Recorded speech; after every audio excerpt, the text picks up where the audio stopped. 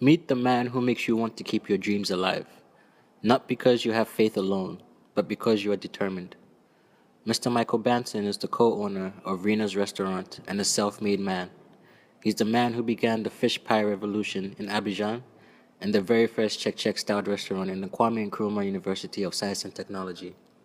We were impressed to find out that the very first radio station and gift shop in the KNUST was begun by him.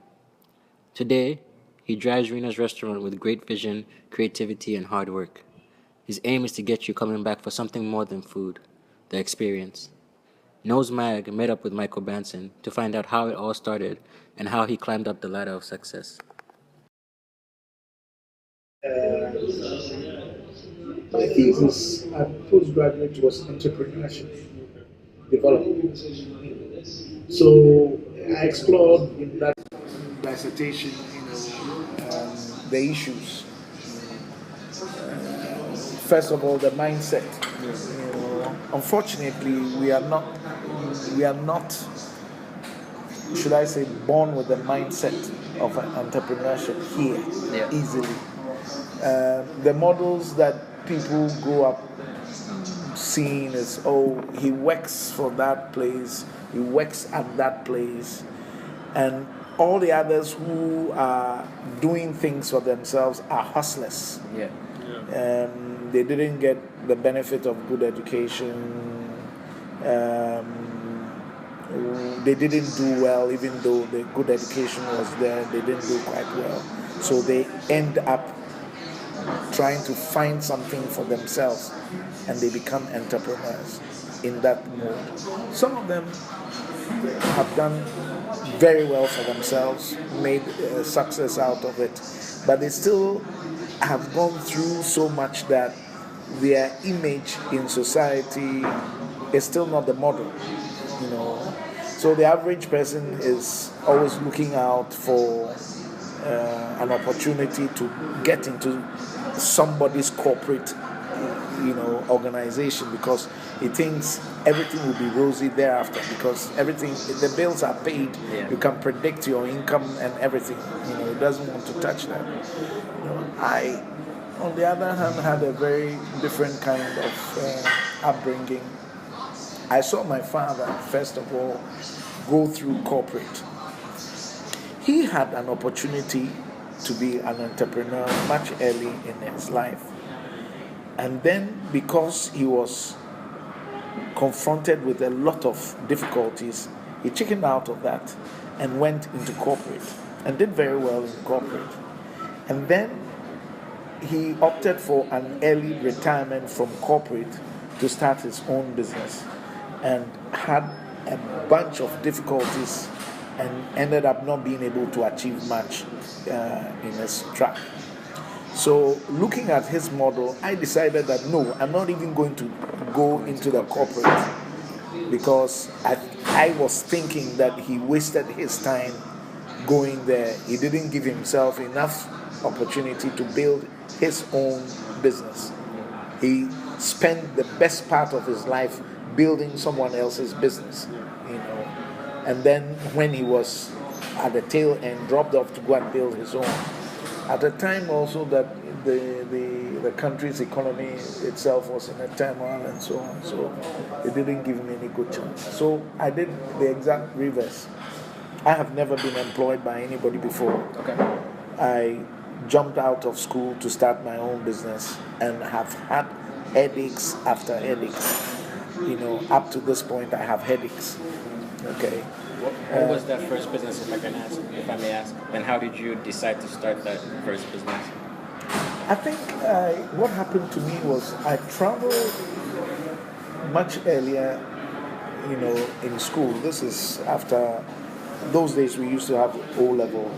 I traveled on an exchange program and went to Europe, to Italy, to be precise. And when I went there, the big thing that got my attention was that successful people own their own businesses. This is the thought that I came back to Ghana with, that successful people owned their own businesses.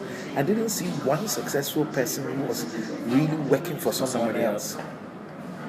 So that started me thinking, and so by the time I was back in this country, I had almost begun, thinking of doing things for myself.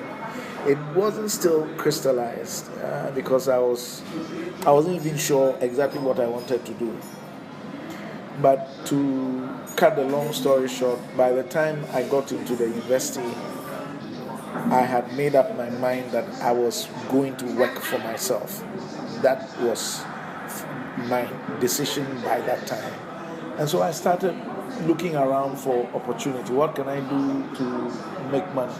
So that's how my journey started. And what can I do to make money? In those days, I looked around and I saw my own students, which was my target group, spending a lot of money on greeting cards, birthday cards, communications generally. So I said, wow, this is cool. And then I had a friend who was going to the UK one holiday, and we decided that we should buy some greeting cards, some birthday cards, and so on. So I think she invested something like £200 or something in those cards. I gave them the specification. And the deal, I think, was that she will buy them, I will market them, and then we share the margins 50-50. So it wasn't a bad deal. Okay, so she brought them, and then that started it. We sold the cards. We sold them. Valentine's Day was beginning to sizzle up in this country, and we could sell 100% of our stock on Val's Day. Wow.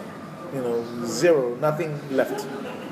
And that, started really encouraging me. And then I saw that on campus, this was in the university, people were reckless spenders. And if you dangled just the right thing in front of them, you could literally take their monies, from them as easy as that. I saw, for instance, that when the students' loan came on campus, if it was paid through the banks with 5 CD notes, 5 CD notes would be literally scattered all over on campus. You see 5 CD notes in town. You see it in the hands of taxi drivers. You see it everywhere. And I understood that. So these 5 CD notes that were getting into the students' hands was creating a micro economy in Kumasi. This is KNUST. So I said, wow. Then I did the math, when I saw this. I did the math and I looked at how many students were on campus and how much each one of them was receiving. It was a large sum of money. And then I could see how reckless many of them were with a significant portion of this money.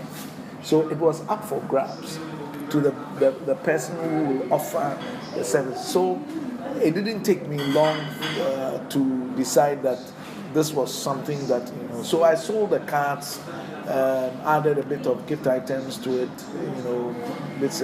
And what I did was that I decided to send the cards to all the 3 universities. So I was a student. My cards will come to the airport. I will leave school maybe on a Thursday, miss lectures on Friday, clear my stuff, price, and then distribute them. And then what I did was to have hall reps, and then I use the sale or return model. So I give you are my hall rep for Africa. So I give you the cards, I give you an invoice, and you are to sell them or return my cards. And then say a week or 2 later I'll visit, and then whatever you've sold, you pay the money to me, I deduct it from your invoice. If the cards that are left are not the ones that you want, I always carry some cards with me. You can return them and I give you new ones and so on. And this, grew quickly. Wow. I was selling the cards in the bookshops also, Legon bookshop, the UCC bookshop. At a point I even built some display units and sent them to UCC because they didn't have very good display units. And all that sold for me. Then I finished school, and that was the end of the business because it was a business in school. Oh, yeah. Okay, so then I got married. I went to Abidjan. When I got married and went to Abidjan also, the same entrepreneurial spirit was there. I had intended to go and teach there, but it didn't quite work out. And my wife is a caterer, and I had just married her, and she came to join me. So we decided that, look, let's do something entrepreneurial here. Let's do something. And we went around and looked at the pies that were being sold in Abidjan in those days. And they had some very rather simple pies for 5 francs, 5 CFA francs. It didn't have any filling, it was just literally the flour, the dough. So we said, no, we're going to change this. So we came up with a pie that was to sell for 75 francs. I mean, this is outrageous, to look at it. Now, we said we're going to give 10 francs, not even 5 francs, 10 francs to the agent who is selling the pie for us. And then between the 65 francs and our cost will be our margin, because we didn't have time to do 5 franc business. That was not going to work for us. So we got a very little sum of money, went to the market. My wife bought mainly plastic containers and so on that she could do her stuff from, and a simple burner, for fire and so on, some gas, and that's it. We're in business. But a very tough journey, because here are people buying pies for 5 francs, and you introduce a pie and you say yours is 75 francs.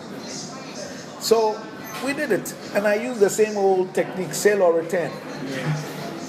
So we got our pies. My wife said we can't bake because we didn't even have enough space in our housing to put an oven and so on. So we fry the pies. But we made very good pies, filled it with fish. We bought good salmon fish from the market, and you fill it properly with the fish. So it was something that you could eat. It had a bit of veg in it, a bit of fish, and then the flour. So it was a whole meal. It was almost a complete meal. You could take the pie and you ate, and you were filled, and you didn't need to eat again. So when we did this, then we looked out in Abidjan. They've got what they call the marquis. The marquis are glorified chop bars, and they are interesting places because what they offer is like continental stuff,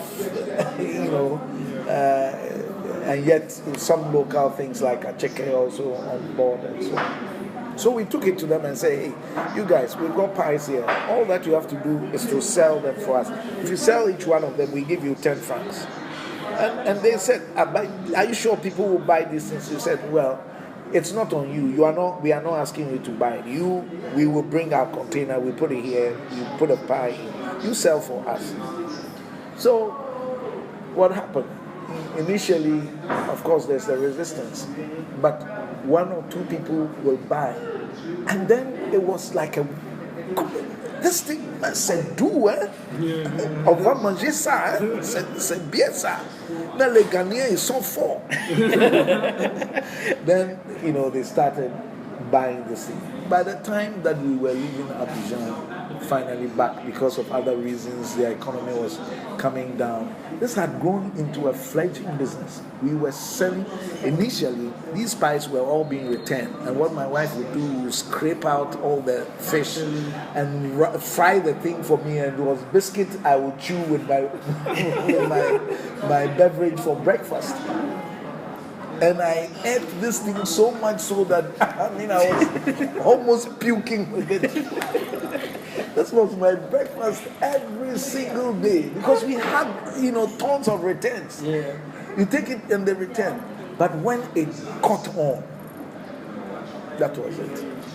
How I think a lot of people, when they start doing it and they start getting returns, would have stopped. So what was it that kept you going or kept you pursuing your dream, knowing that this will eventually take off? No, we knew that first of all there were several possibilities. We could also re-engineer the product. We had that at the back of our minds. So we hadn't gotten to a dead end yet. We knew that we could reduce the size, we could do this, but we wanted to persist. There's something that every entrepreneur worth his salt knows, and that is that you need to persist. You need to persevere and you need to persist. I had become the salesperson for my wife's pies. I would go around looking for new marquees who will accept to receive the pies there. Every morning when she finished frying, I will have to take it around and distribute. We take 10 here, 20 there. I had to do all that. And I had to persevere. Even though by evening when I went round, I knew I was going to collect some of them. You see, another thing you should remember is that because of the way we had priced, even if we sold 2 or 3, we were making margins that was covering or was more interesting than their 5 franc things they were doing. So already there was something in it that was convincing us that we could still make it. And we persevered in it and became successful. So for every 2 or 3 that we sold, we covered 1 or 2, or we covered maybe 1 that was lost or something like that, and because it didn't get bought, or it didn't become an issue. But the key there is perseverance, and I think this is for literally any idea that an entrepreneur has. You have to be willing to pay the price, the initial price of eating this thing all by yourself every single day. But so all that prepared us. It gave us that background in food, and then, like I said, when their economy and their politics was changing, we decided that it was time to come back home, and so we came back home. And when we came back home, I still continued in the same entrepreneur. I tried a few things which didn't work. And then I went back to KNUST with the idea that I wanted to. You see, at that time, computers were beginning, and I came up with a postulate that if the IT business was going to thrive in Ghana, the best place to begin it from would be KNUST, because it's a science and tech university, and I was very, very wrong. But that is how entrepreneurship is. You can have an idea that you are very excited about, but is way wrong, way out of touch with reality. I did not understand that KNUST had not been prepared in any form or shape for that IT thing that was taking off at that time. I wasn't aware. When I went to the university back then, I realized that there was no phone in the university except one that the vice chancellor used to make phone calls. Yeah. Okay. The highway entering Kumasi was being constructed at that time, Yeah. and apparently the maps and so on indicating where the cables were and so on were all long lost, forgotten about. So the contractor had no option but to drive the bulldozer through everything and rip off all the cables. So there were no cables, connecting campus to the main exchange for a few lines, a couple of lines or something, and these were the vice chancellor's preserve, and the rest of the university was literally outside. So here again was a business opportunity for me. I was looking at it. I had gone back there to start the card business, after coming back from Cote d'Ivoire. I said, okay, let me go there and do the card business. Started on a tabletop. I employed a lady who had been retrenched from Kingsway to run behind a table. Met some of my colleagues there who were already beginning to do master's program, and they were wondering, how can a university graduate end up selling cards on a tabletop? Within 2 weeks, we had sold enough cards to convince me that the market was still what I thought it was, and I established the first shop on campus. There were no private businesses allowed on KNUST campus. It was taboo to have private business because it was deemed a public or government kind of sphere. So you couldn't bring a private business there, except if you wanted to sell some bread on some table or something like that. So here I was, and I got one person there who was a hall warden at that time, who had studied outside and seen, private business on campus. So she fought head and tail, to ensure that I got some space. And this space was some room that had been given to people who were supposed to be the hall, whatever. Forgotten the title that they had. They were supposed to be awake and serving the students, and they had reserved a room for them where they were sleeping. So there was a contradiction. The guy is supposed to be staying awake and working, and yet he had a room to sleep. So she said, no, you take that room. And it was a small strip of room, but I developed it into a nice place, air conditioned the place, and I decided that everything that I will put in there will have to be of a certain specification. Even the toffees there, I brought toffees from outside, quality toffees, and I brought them there. And all of a sudden, this was a big buzz on campus. Everybody was coming there to buy cards. Instant success. And then I built on that, looking at the telecommunication problem. I got radio equipment from Japan. There was a very good exchange at the Kwai. So I decided that we'll go and connect the phone line onto the PNT. That's what they used to call them. Post and telecommunication. They had a pylon there. We went to erect our antenna, tied it on the thing there, and sent the call from Bekwai to Queen's Hall.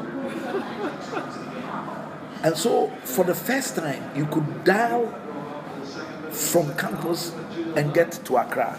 How did you learn all these things? I mean, also, you see, you started on campus and you were like, okay, fine,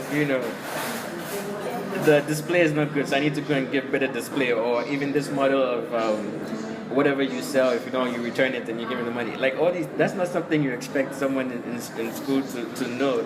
And then you go to Abidjan and you develop a model, and you come back, you're finding all these opportunities. How did you? You see, this is the interesting thing about entrepreneurship. It's about thinking outside the box. Okay. It's about looking for non-existent solutions. You see, I started out looking for a solution for this phone thing. I said, come on, there has to be a way of making phone. And I knew that the wireless communication existed.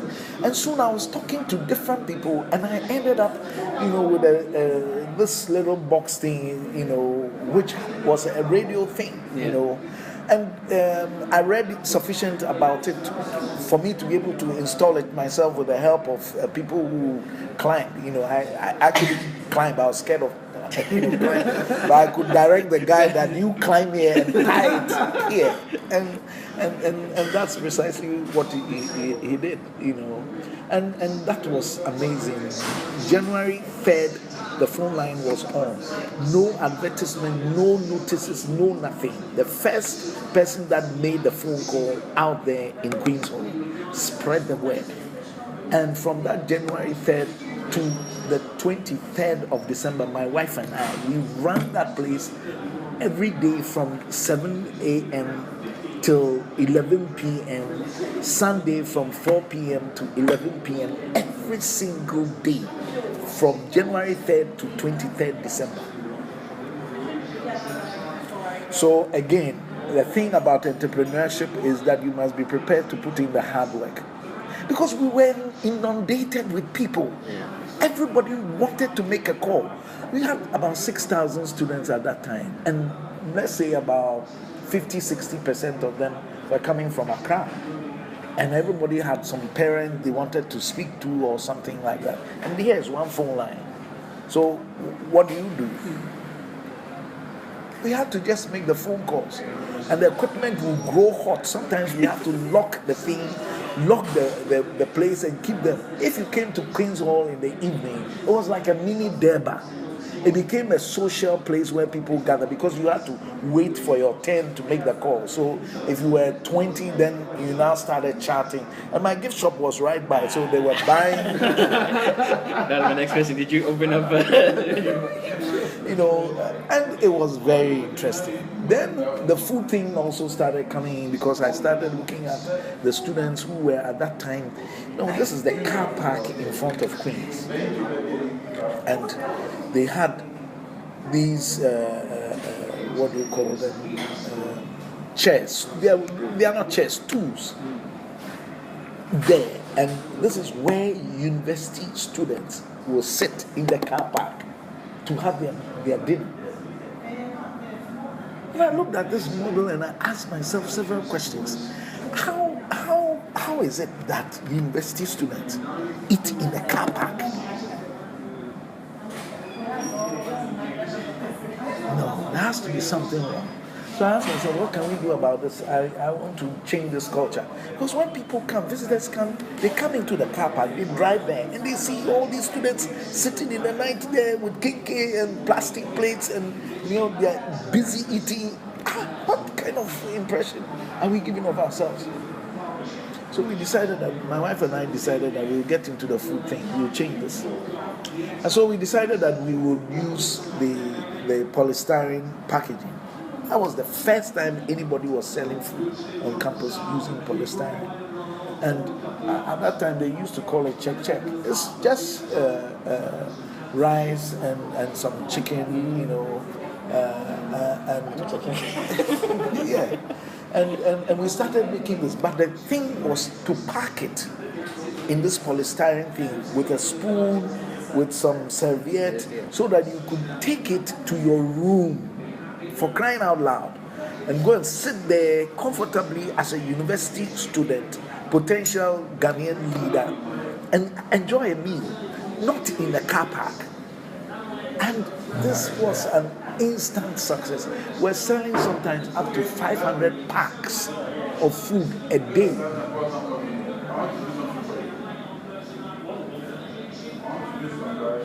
It was just successful. So you see, again, the lessons there. You can look at people's problems and think solutions.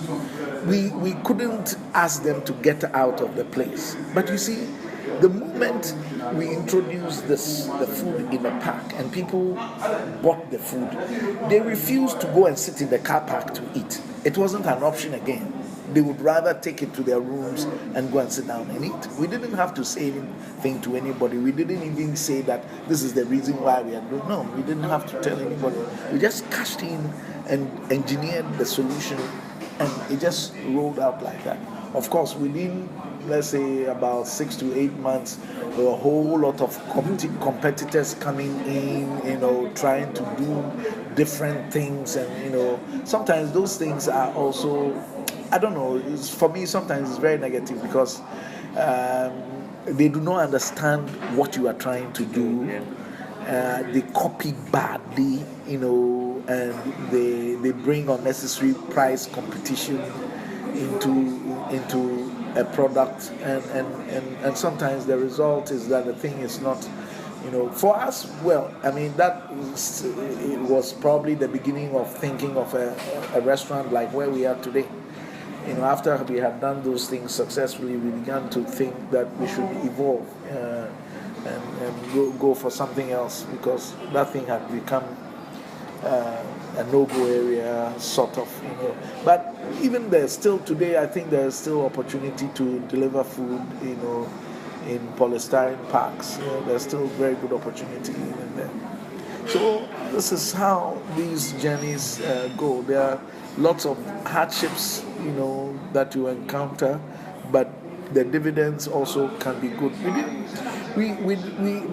Let me also bring this thing, money management. You see, when you make money, it doesn't necessarily mean that you know the best way to manage your money. It doesn't mean that.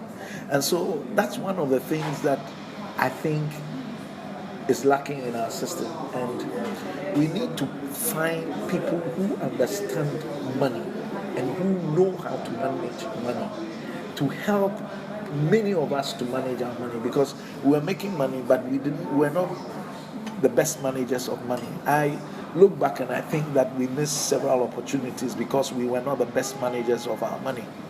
And I think I can also see a lot of people who mismanage money. If you look at the country itself, you look at governance, the way we mismanage money. I mean, there's no secret about this. We are mismanaging money, and it's about the savvy, how to look after money, how to preserve money so that it can be available. At my age, I need to be now thinking of transferring wealth to the next generation. I cannot no longer think about myself. That is stupid, because I'm getting to the crest of my life, and my income, generation capacity is going to decline in the next years ahead of me, and I should be transferring wealth to the next generation. That's what I should be doing. Africans fail to do that, and we are always starting from ground zero. If you go outside to Europe, somebody's father will die, and as a result of an insurance contribution, he will start life with $1 million in bank account. You are never going to beat this guy. There's no way you're going to beat him. He's starting with $1 million in bank, with a lot of training on money management. So he knows how to take care of that 1 million. We are not doing that. So that is a huge problem. We need to understand money, to manage money, to use money profitably, and hand it over to the next generation at the right time.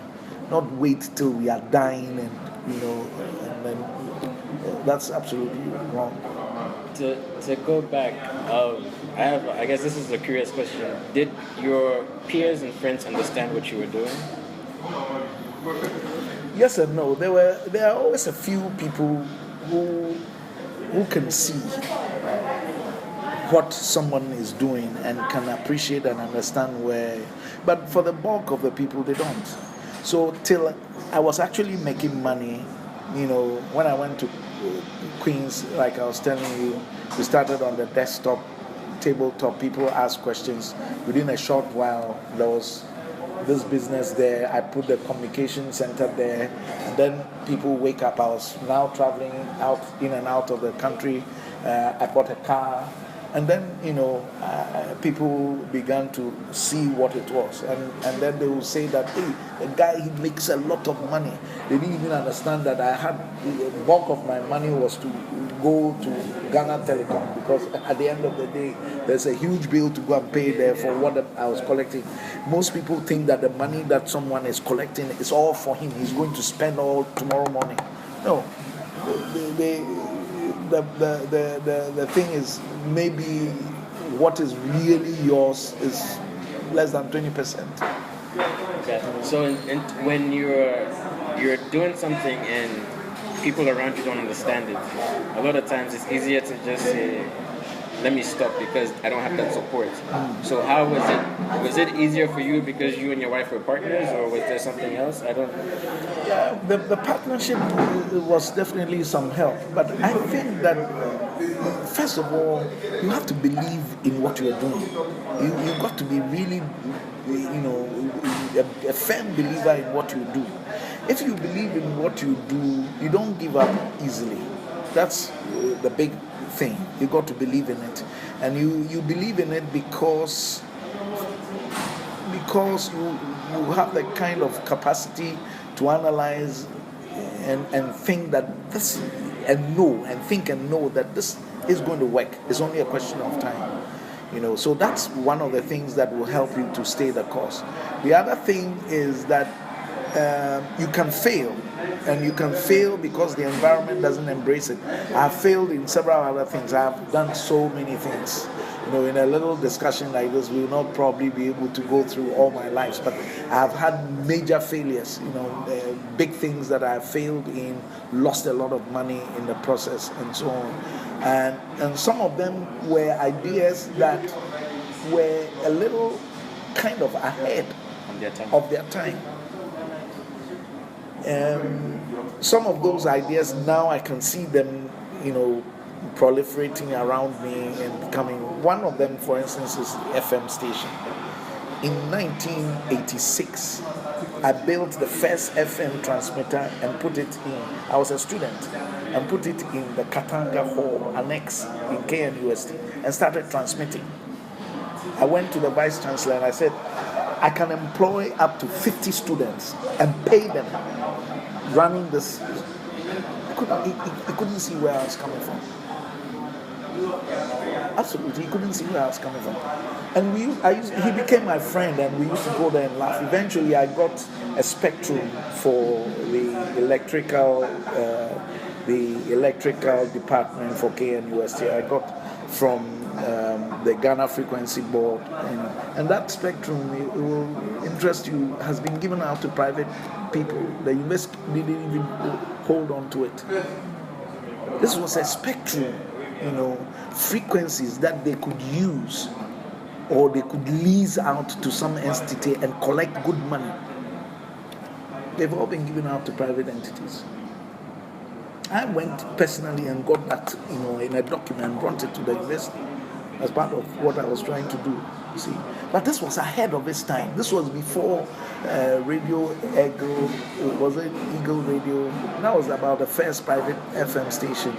Apart from what I was doing, mine will be called an experimental station on campus. But it was a huge success. I had these DJs every evening. Everybody knew what time they were. The transmission starts at 5:55 in the evening, and it will close at 11:05. My room was the studio, and I could not use my room for anything till transmission was over every single day for the rest of my life in KNUST. From second year to final year. I donated equipment to Katanga Hall. They used it there. I had a number of DJs running for about 2 years, and then Katangese decided that they would not let other people come to run the station. So eventually it was moved to Great Hall, and the name was changed to Focus FM, and that's what is still there now. But that was an example of an idea ahead of its time, and I couldn't sell it to them that I had wanted the university to start a mass comm department and use that equipment there for training, practical training, because at that time these FM stations were not there, and I thought that there was a need to train people in the university to go onto the radio and present. It shouldn't be something that just anybody could do, but people have been through a certain formal kind of training. And I thought that this was the beginning of it, but it wasn't understood. It wasn't. It wasn't. It was much later on that this thing started and, became, now we see it everywhere, that's how sometimes these things are. If you have an idea and it's ahead of its time, it's very difficult to sell it, and you make some kind of success with it, but not the kind that maybe is desirable. When I went back to do my business there, I used to fund them to advertise for me and so on, but the whole idea was changed. It was different now because other people had come in, and it was different. So it's all a very interesting. You've given us a lot of advice in terms of things to do and things to remember to be entrepreneurs. But if you could give 3 pieces of advice to people who want to start businesses, what would you say? I'll first of all say that you have to be extremely careful because business is a risk, and you got to understand that we are taking a risk. Okay, a risk is a bit like a gamble. Okay, so you can lose or you can win. But there are clever ways in which you can reduce your risk. One of those ways is to acquire sufficient knowledge about whatever you want to engage in. When you do that, what you are doing actually is reducing the risk of your involvement in that business, which can actually become the wave on which you ride to your success. So it is important that you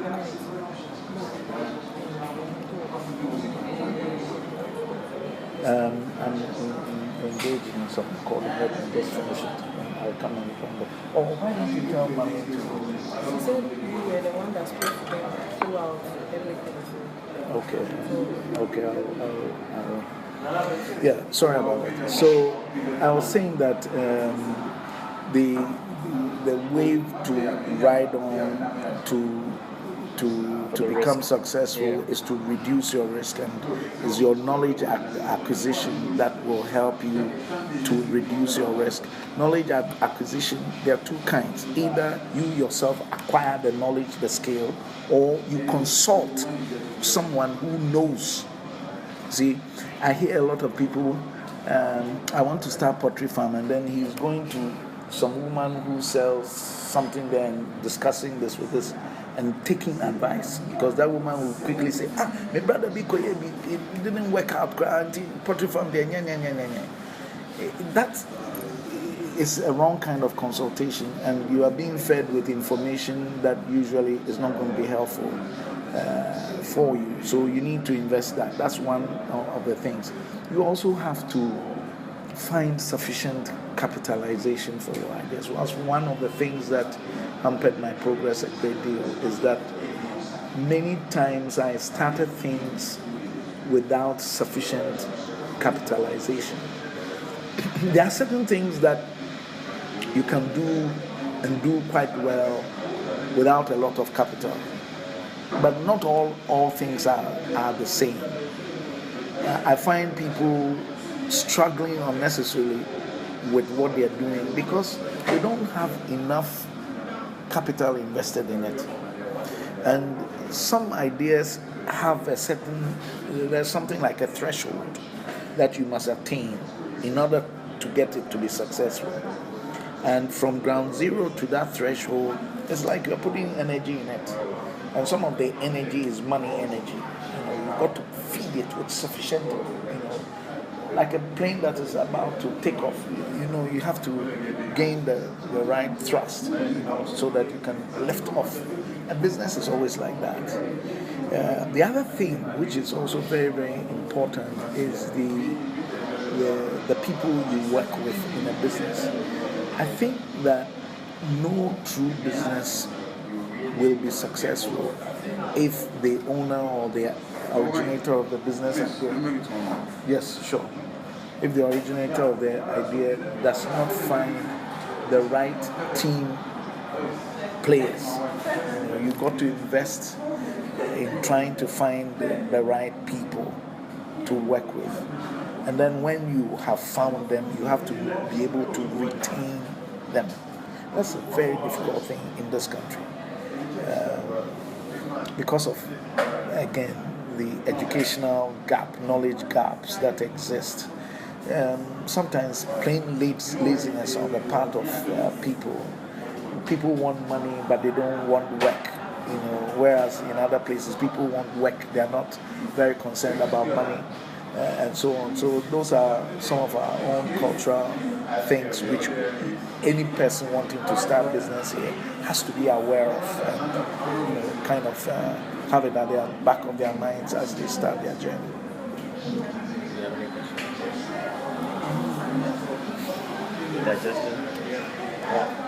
Thank you very much. Thank you. It's been very insightful. Most